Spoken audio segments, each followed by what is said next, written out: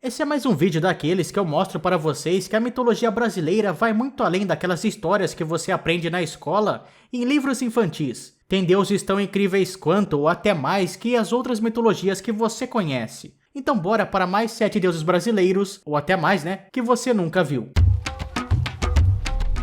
Galera, como eu sei que vocês adoram esse tipo de vídeo, então vou pedir para vocês que por favor deixem o like e compartilhem o vídeo, que quanto mais ele vai bem, mais rápido eu trago mais vídeos sobre mitologia brasileira, ok? E não esqueçam de se inscrever no canal e de deixar um comentário aí também, hein? Eu já vou pedindo desculpa pra vocês, porque tenho certeza que aqui nesse vídeo eu vou falar vários nomes errados. Mas como eu não sei como se pronuncia da maneira correta, então vou falar do jeito que dá. O Hot Bedo, segundo algumas histórias, é o criador dos Carajás, um povo que fica na região de Goiás, Mato Grosso, Tocantins e Pará. A história aconteceria da seguinte maneira: o criador sempre existiu.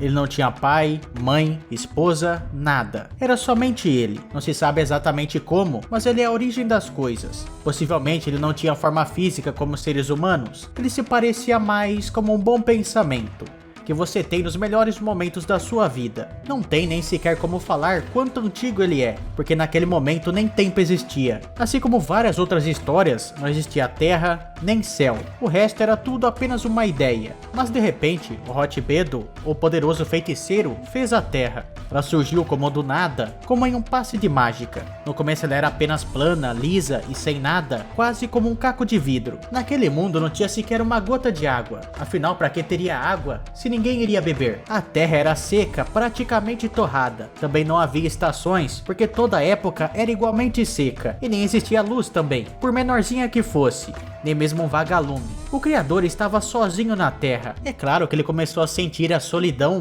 e aos poucos ele foi mudando aquele mundo. Primeiro ele foi cavando o chão, abrindo as valas e acumulando um monte de terra. Depois ele fez surgir cabaças com água e foi entornando sobre as montanhas. A terra foi bebendo e bebendo até ficar encharcada e começar a vazar em formas de nascentes que de poça em poça foram escorrendo pelas ribanceiras em forma de cascatas, inundando as valas profundas e rasgando outras pelo caminho e assim formando rios e lagos. Na caminhada apressada, as águas foram levando a terra e formando praias da cor prateada. E para dar sossego a essas águas, o poderoso feiticeiro colocou pedras no caminho e formando as alegres cachoeiras. O céu em si continuava vazio e abandonado, então o criador fez as árvores, que cresciam lenta e preguiçosamente do chão e iam se dividindo em vários galhos. Depois foram surgindo as flores e assim ia se formando a floresta. Por fim, nasciam as plantas que eram mais rasteiras, que deixavam o chão mais macio. O grande feiticeiro pegou um pouco de água e atirou para o céu e criou a chuva. Com o sopro da vida, ele deu tudo o que precisava para formar as legiões de almas, que são forças poderosas da natureza e invisíveis, que são muito difíceis de serem controladas. Quando elas querem, elas arranjam um corpo e saem fazendo todo tipo de coisa por aí. O criador fez os animais, que no começo falavam a mesma língua, e todos viviam muito bem, exceto na hora da comida, é claro. Em um certo momento, os peixes Aruanã pediram para que fossem transformados em um outro tipo de animal, assim surgindo os primeiros seres humanos.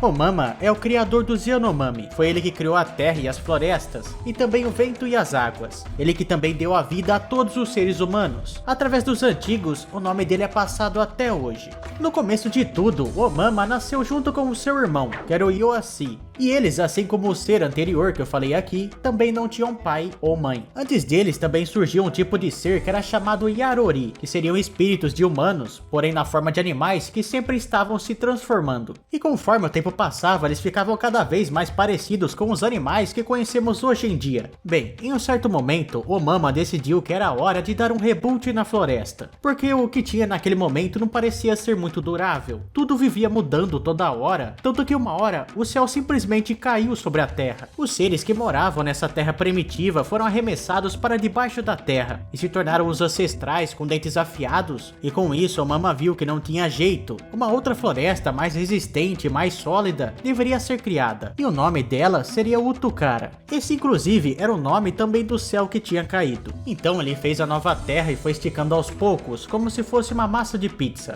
Ele pintou algo na tela que era parecido com palavras, colocou algumas placas de metal no fundo e fixou elas também no céu, para evitar que desabasse. Sem isso, a terra teria ficado arenosa e quebradiça e o céu não teria permanecido no lugar. E mais tarde, usando o metal que tinha sobrado, Omama criou as primeiras ferramentas dos ancestrais. Colocou as montanhas na superfície da terra para evitar que a ventania e tempestades fizessem tremer e assustassem os humanos. Também desenhou o primeiro sol para dar à luz, mas esse primeiro sol era forte demais, então Omama destruiu ele e fez o que conhecemos hoje. E depois ocorre tudo o que sabemos, ele cria as árvores e tudo mais.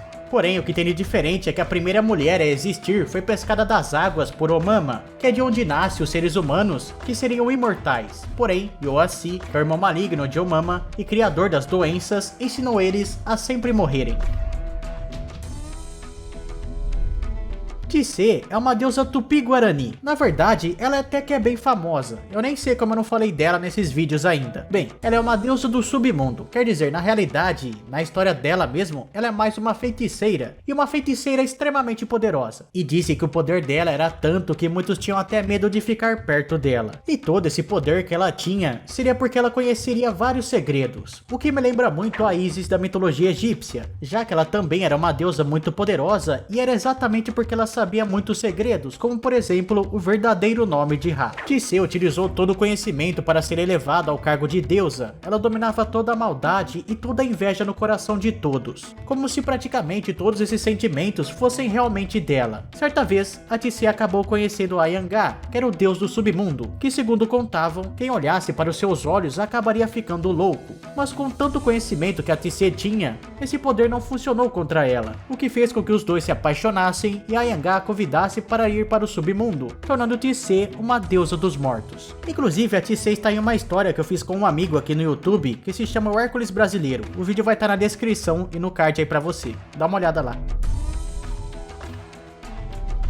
Monan é um ser dos contos tupinambás. Ele não é exatamente um deus, ele se encaixaria mais como um herói civilizador, mas eu acho que vale a pena trazer ele aqui. Sendo um deus ou não, Monan criou o céu e a terra, e também os animais. Ele viveu entre os homens, num clima de tranquilidade e harmonia, até o dia que eles deixaram de ser justos e bons. E bem, acho que você já imagina o que aconteceu, não é? O Monan se encheu de ódio divino e mandou um dilúvio de fogo sobre a terra. Até aquele dia a terra era lisa, mas com o fogo de Monan, ela acabou se tornando enrugada e cheia de elevações e buracos, que os homens chamariam de abismos e montanhas. Mas desse apocalipse, incrivelmente, sobreviveu um homem que era chamado de Irim Magé, que acabou indo morar no céu. Esse homem se tornou um tipo de protetor da humanidade, e depois de implorar muito, mas muito mesmo, ele conseguiu amolecer o coração de Monan. Ele ficou falando para o Monan que a terra não poderia ficar daquele jeito. Ela estava toda arrasada e sem habitantes, ela estava feia.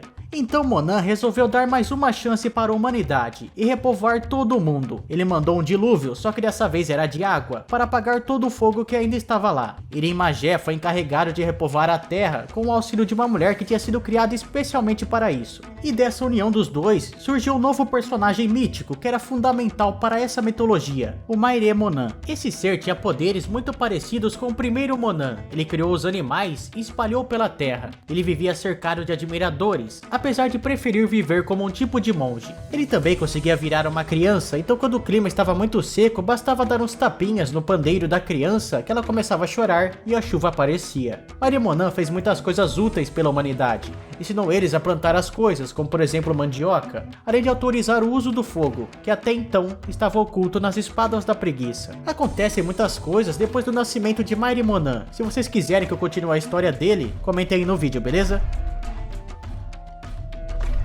Jururaçu é uma deusa um tanto quanto diferente. Ela tem um caminho livre para chegar até o submundo, ou seja, ela sobe e desce a hora que ela quiser, ou pelo menos ela fazia isso, né, até dar ruim para ela. Bem, um certo dia ela desceu até lá e achou Ayangá, que tinha sido preso no submundo por Tupã, e como ela tinha muitos poderes ligados às trevas e aos elementos, ela conseguiu libertar ele dali. Entretanto, é claro que Tupã saberia o que tinha acontecido, e quando soube ficou extremamente furioso e transformou ela em uma tartaruga, o que apesar de dificultar muito a locomoção dela, até que não ficou tão ruim assim, até porque ela ainda entrava e saía do submundo a hora que ela quisesse, e nem percebeu que ela estava ali. Ela também tinha a habilidade de se transformar em uma pedra que ela usava para se disfarçar. Os Kuikuros são um povo do Mato Grosso, o que a gente chama de mitos, eles chamam de Kinhá e Kugu, ou narrativas verdadeiras. Elas contam basicamente a origem de tudo, de cantos, de festas, de plantas, de seres e por aí vai. O criador de tudo, que não necessariamente é um deus, pode ser também chamado de herói, era Jiti, que era o sol, e teve a ajuda de seu irmão, que era a lua, chamado Aulukuma. E apesar deles serem criadores, diferente de outros seres que eu citei aqui no vídeo, esses sim têm pai e mãe. Eles são filhos de Atizid, que é um morcego, e o Haku, que era uma árvore. Eu não achei muito mais sobre esses deuses, mas eu achei sobre alguns espíritos que viviam nesse tempo de criação, em que os humanos viviam no meio deles, que eram os Itseke, ou algo assim. Eles eram seres sobrenaturais que povoavam a floresta e o fundo das águas. Eles eram perigosos, sedutores e podiam causar a morte e a doença. E têm poderes de se transformar em animais e humanos também. Se você assistiu o vídeo até aqui, por favor deixa o like pra mim saber que você gostou. Não esqueça de se inscrever no canal também, hein? Valeu, falou e tchau!